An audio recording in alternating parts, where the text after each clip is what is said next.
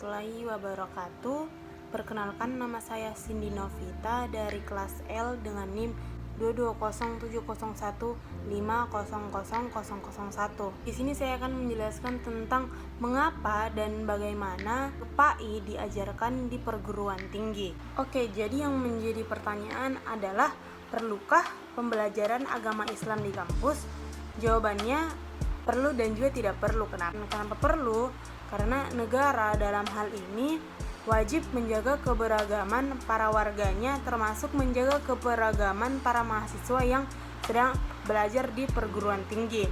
Adapun alasan yang mungkin tidak perlunya karena agama merupakan urusan pribadi, keluarga, dan institusi keagamaan seperti masjid, pesantren, dan organisasi keagamaan yang lain. Negara tidak perlu ikut campur dalam urusan agama pribadi seseorang.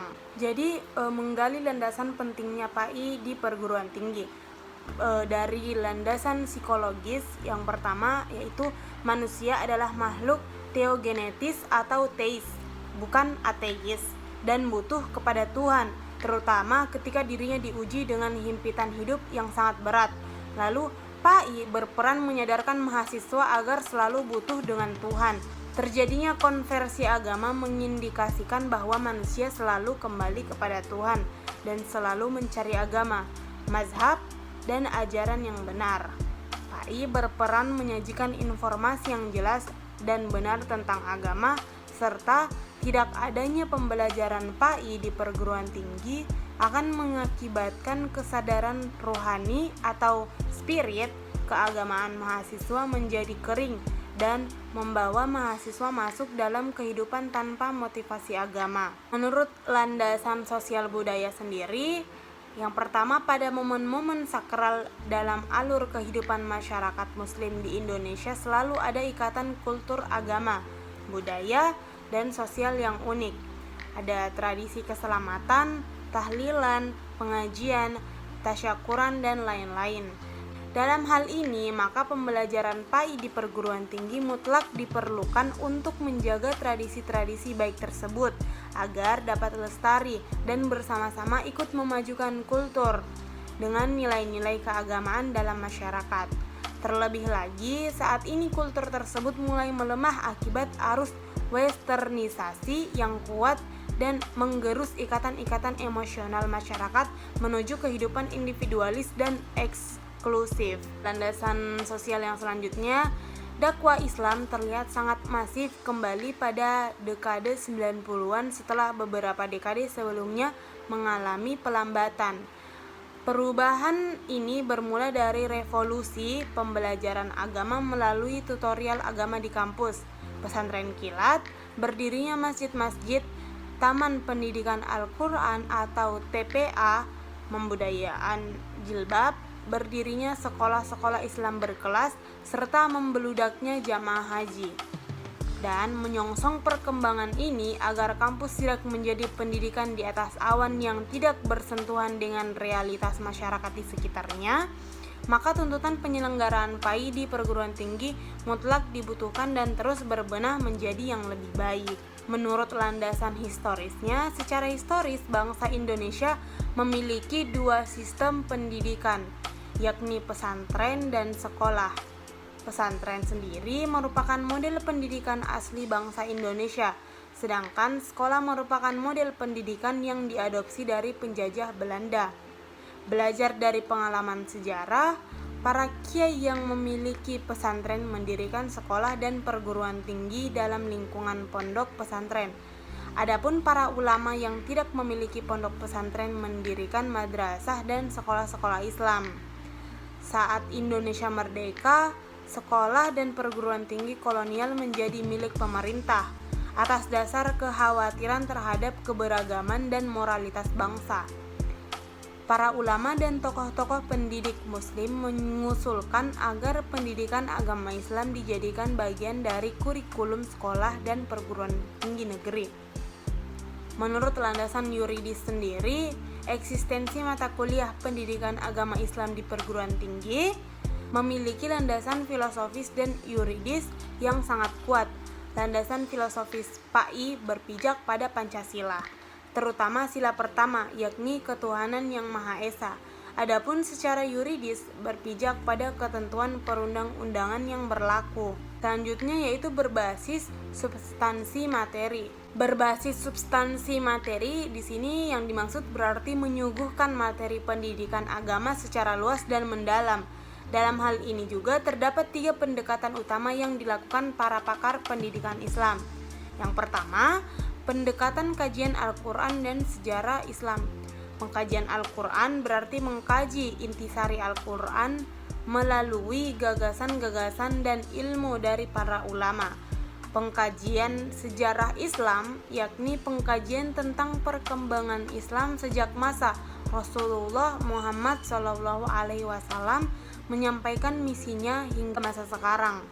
Yang kedua, kajian disiplin ilmu. Nah, di Indonesia dikenal luas bahwa ajaran Islam terdiri dari 3 disiplin ilmu. Yang pertama, akidah, syariat, lalu ada akhlak. Poin yang ketiga yaitu pendekatan tentang tujuan didatangkannya syariat Islam. Metode pembelajaran pendidikan agama Islam ini didasarkan pada tujuan didatangkannya syariat Islam. Ada 5, yaitu yang pertama, menjaga agama, menjaga jiwa, menjaga akal, menjaga keturunan, serta menjaga harta. Lalu selanjutnya ada berbasis proses. Nah, pembelajaran berbasis proses berarti pembelajaran pendidikan agama Islam di perguruan tinggi perlu kaya dengan proses. Mahasiswa tidak perlu dibekali materi keagamaan yang banyak. Tugas utama dosen sendiri adalah memberikan keterampilan kepada mahasiswa tentang cara-cara atau pendekatan yang paling tepat untuk memahami dan mengimplementasikan ajaran agama. Jadi yang poin pertama ada studi implementasi atau kaidah 5. Al-umuru bi maqasidiha, yaitu segala urusan tergantung kepada tujuannya. Lalu ada al-yakinu la yazalu bishisyak, yang artinya keyakinan tidak dapat dihapus dengan keraguan. Al-masyaqatu tajlibut tasyir, yaitu kesukaran itu menarik kemudahan. Ad-dahararu yazalu, kemudaratan itu harus dilenyapkan atau dihilangkan. Al-adatu muhakkamah, yaitu adat kebiasaan itu ditetapkan sebagai hukum. Poin yang kedua, metode tipologi agama. Mengidentifikasi aspek-aspek agama membandingkan kelima aspek agama tersebut dengan aspek yang sama dengan agama lain. Serta ayat Al-Quran tentang ilmu pengetahuan dan kewajiban menuntut ilmu dalam Islam.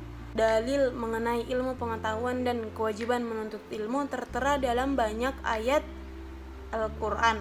Di antaranya yang pertama terdapat Quran surah Al-Mujadalah ayat 11 yang berbunyi A'udzubillahi minasyaitonirrajim. Bismillahirrahmanirrahim. Ya ayyuhalladzina amanu idza qila lakum tafassahu fil majalisi fafsahu yafsahillahu lakum wa idza qila shuzu fanshuzu yarfa'illahu alladzina amanu minkum walladzina utul ilma darajat wallahu bima ta'maluna khabir.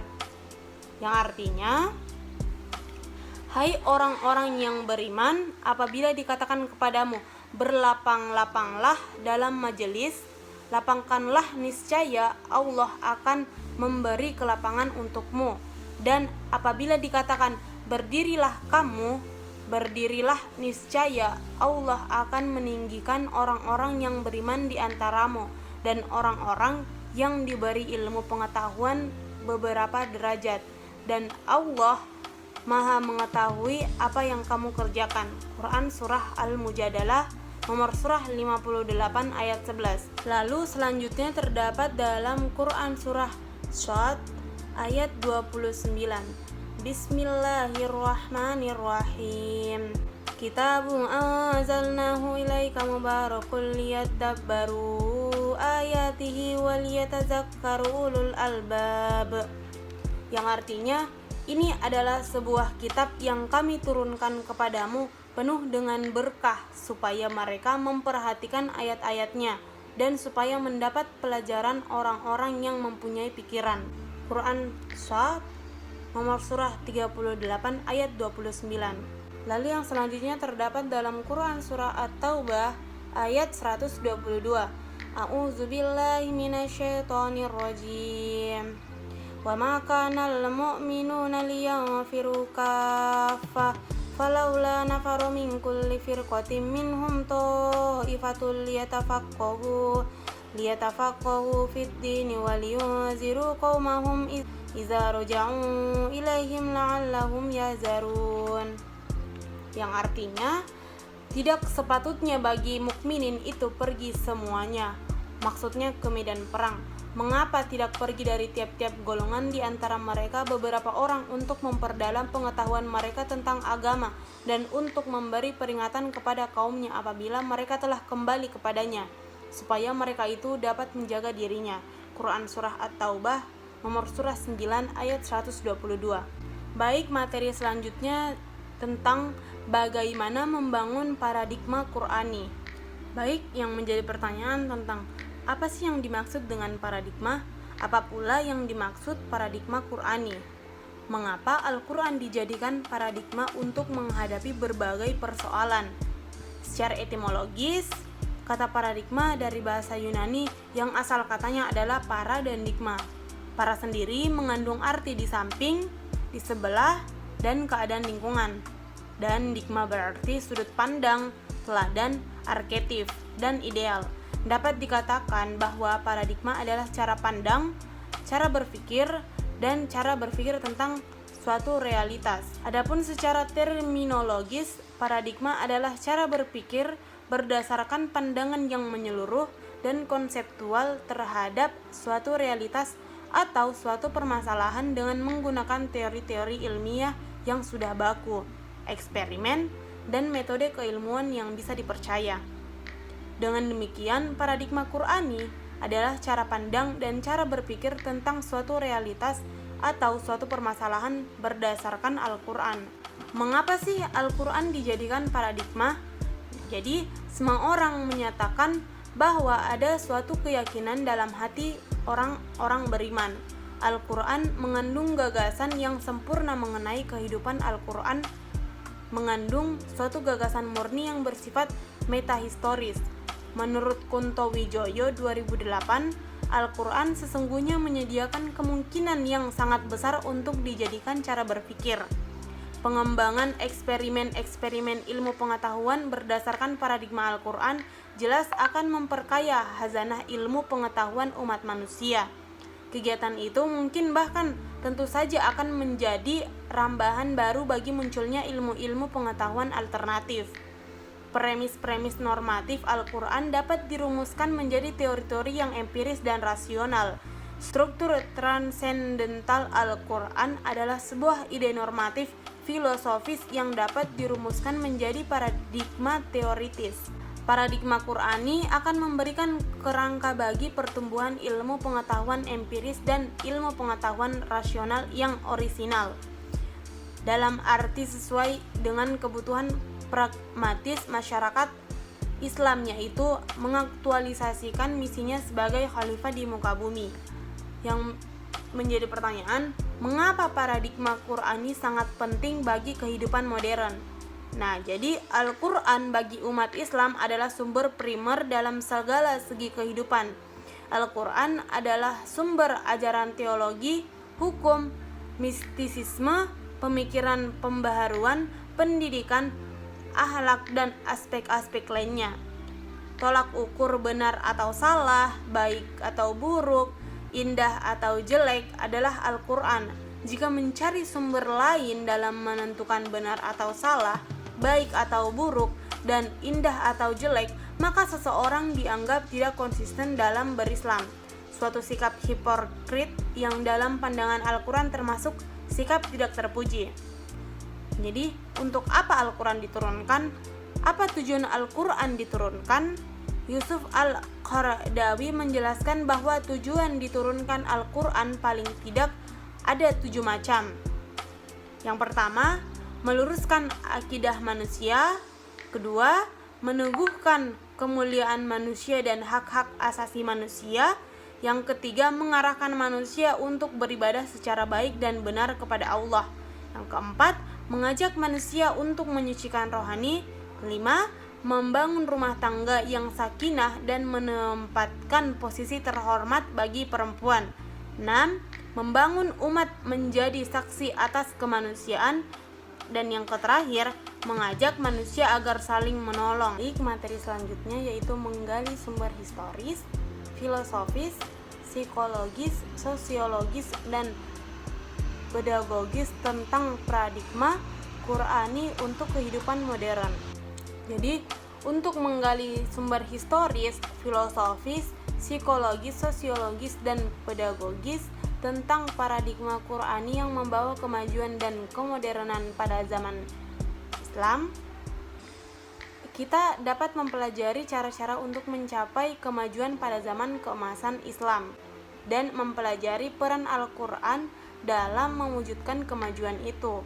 Dalam sejarah peradaban Islam ada satu masa yang disebut dengan masa keemasan Islam. Kenapa disebut masa keemasan Islam?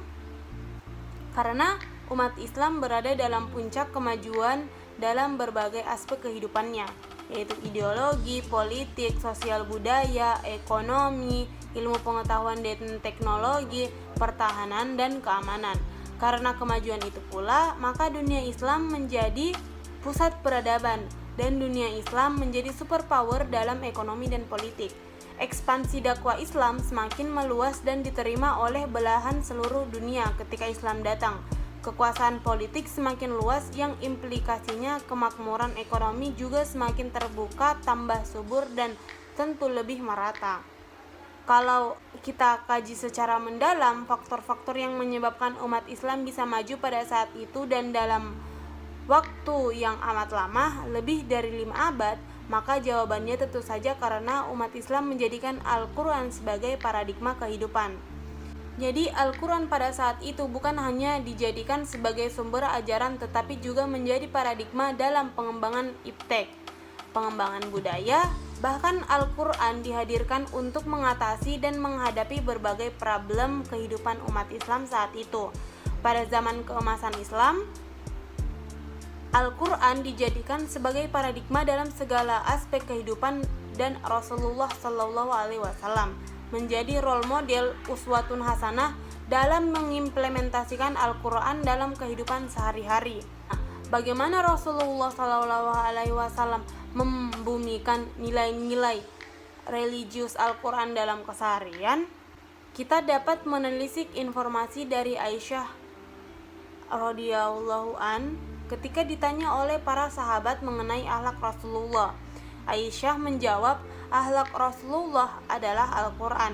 Ini berarti perilaku Rasulullah adalah aktualisasi Al-Quran, sehingga karena komitmen Rasulullah terhadap Al-Quran, sampai Al-Quran sendiri meneguhkan tentang kondisi ini. Jadi para sahabat menjadikan Rasulullah sebagai panutan, figur, dan pemimpin. Jadi setiap perbuatan yang Rasulullah kerjakan, maka mereka pun melaksanakannya, dan setiap larangan yang Rasulullah tinggalkan, mereka pun meninggalkannya. Para sahabat merupakan generasi terbaik dalam kacamata Islam sebab mereka hidup langsung di bawah bimbingan Rasulullah. Rasulullah hadir di tengah-tengah mereka dan Rasulullah hadir di hati mereka. Demikian juga generasi berikutnya, yakni generasi tabi'in, menjadikan Rasulullah sebagai panutan dan Al-Quran dan hadis sebagai sumber ajaran yang mereka implementasikan dalam keseharian, sehingga yang tampak dalam kehidupan adalah generasi Qur'ani yang membawa rahmat dan berkah bagi alam semesta secara keseluruhan. Keistimewaan generasi ini memang telah digambarkan oleh Rasulullah dalam sabdanya, yaitu sebaik-baiknya generasi adalah generasiku, lalu generasi berikutnya dan generasi berikutnya. Hadis riwayat Muslim. Sikap komitmen para sahabat dan generasi berikutnya menjadikan Rasulullah sebagai uswah dalam segala segi kehidupan, dan sesungguhnya perilaku mereka sesuai dengan tuntunan Al-Quran itu sendiri.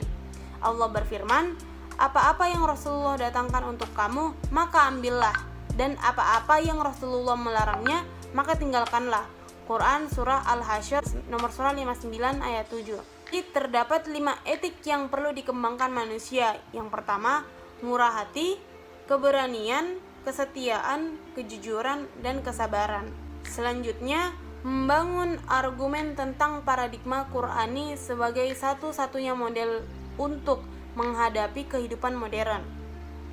Nah, jadi coba kita gali kembali dan pahami pendapat yang pernah disampaikan oleh Shakib Arselan dalam bukunya, yaitu Limaza ta'akharal muslimuna wa taqaddama gairuhum.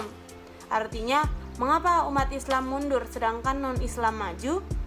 Penulis buku itu menyimpulkan bahwa umat Islam mundur karena mereka meninggalkan ajarannya, sedangkan non-Islam maju justru karena mereka meninggalkan ajarannya.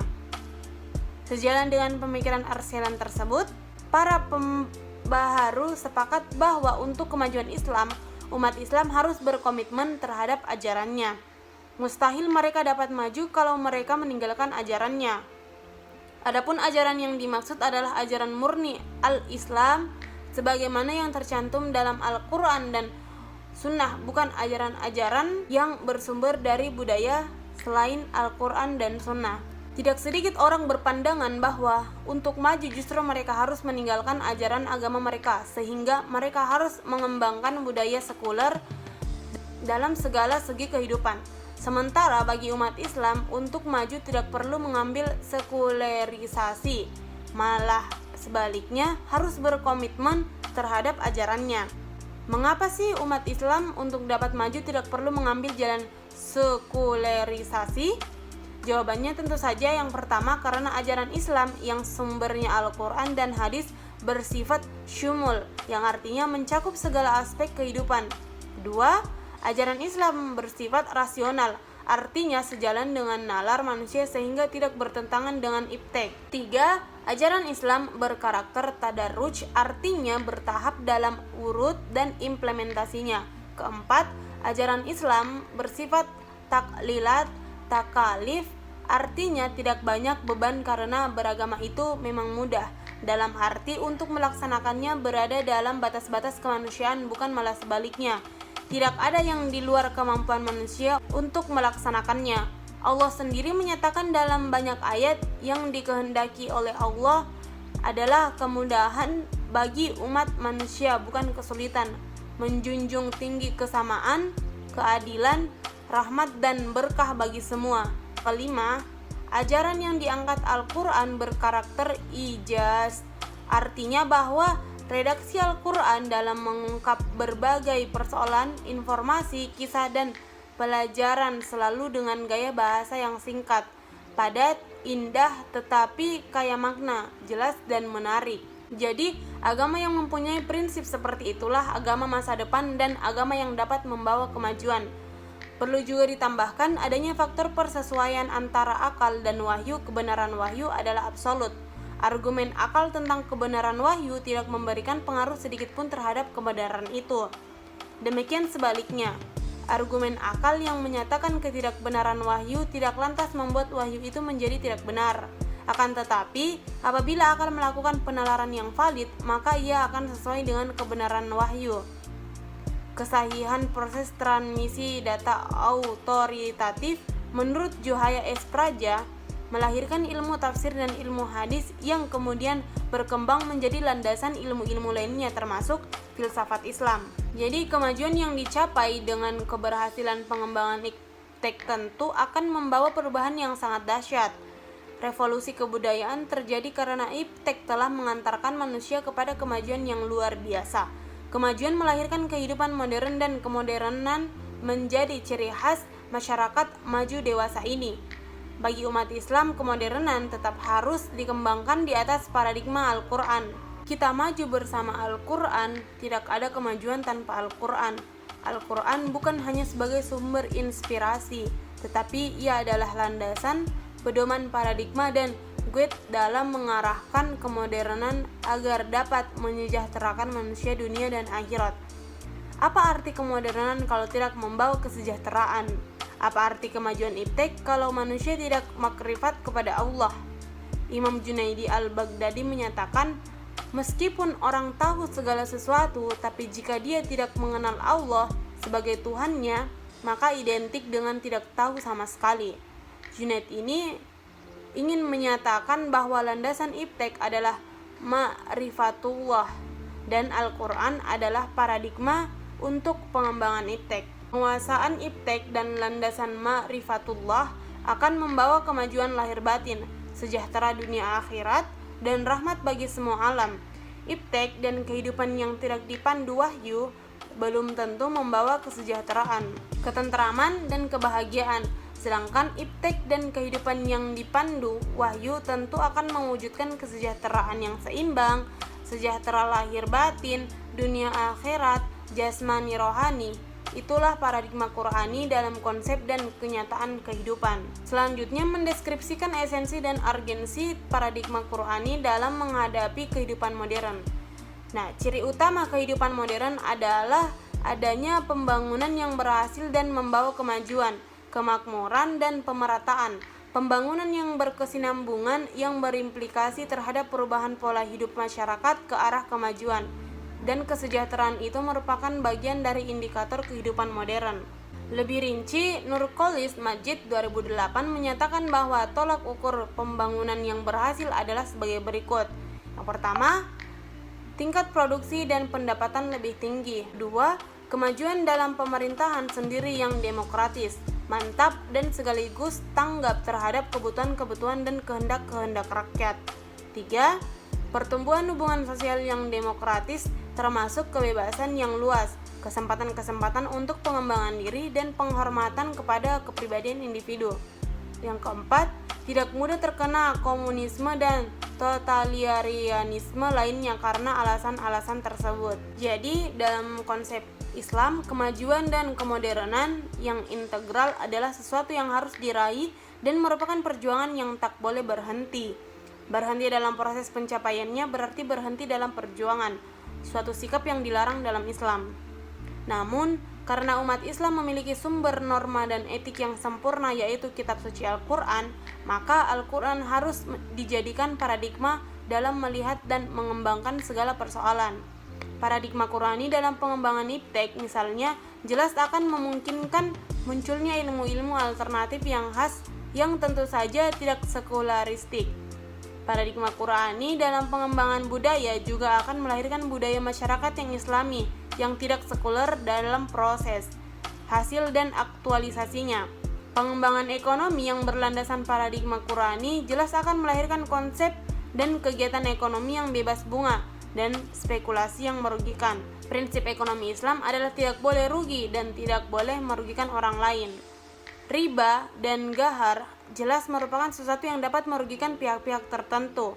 Paradigma Qurani dalam menyoroti segala persoalan harus tetap menjadikan komitmen umat Islam agar umat tidak kehilangan jati dirinya dalam menghadapi tantangan modernitas.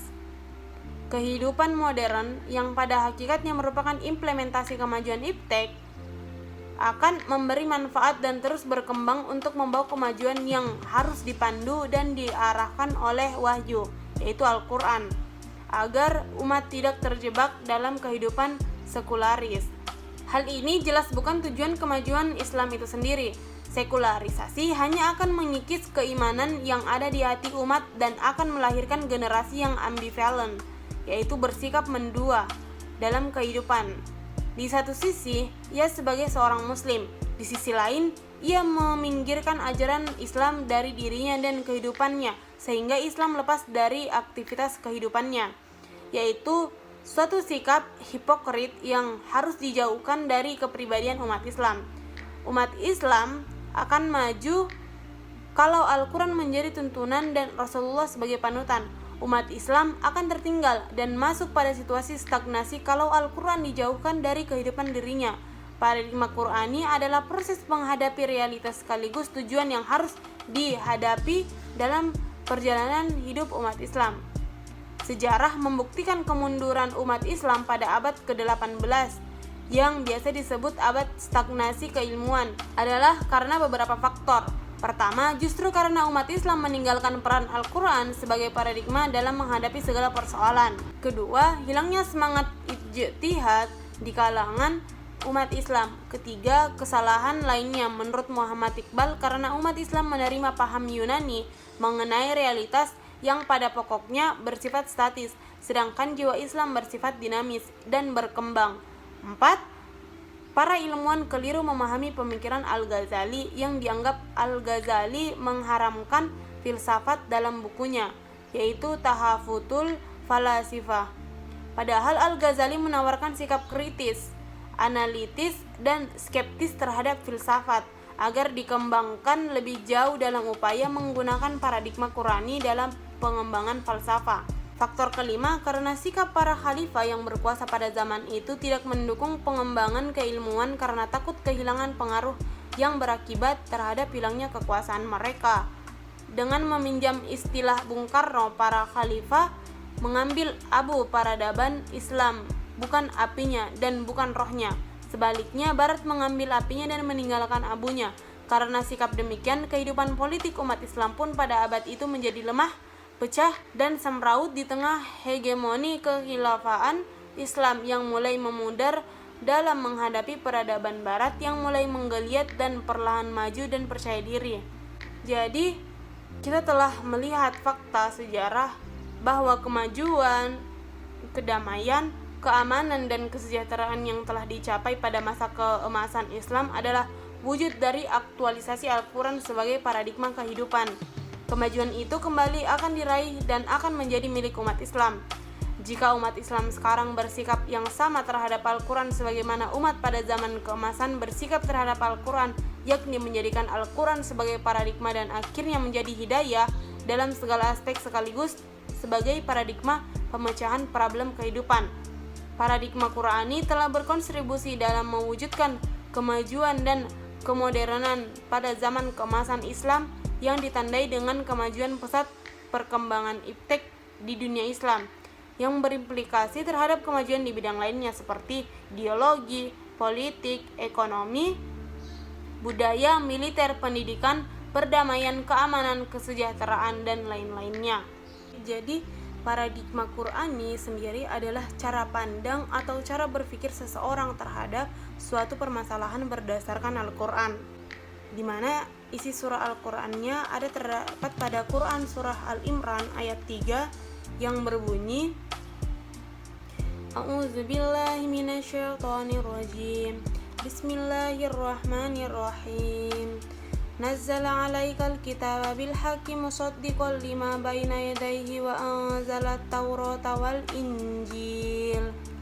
Yang artinya Dia menurunkan kitab yaitu Al-Quran kepada Muhammad yang mengandung kebenaran, membenarkan kitab-kitab sebelumnya dan menurunkan Taurat dan Injil.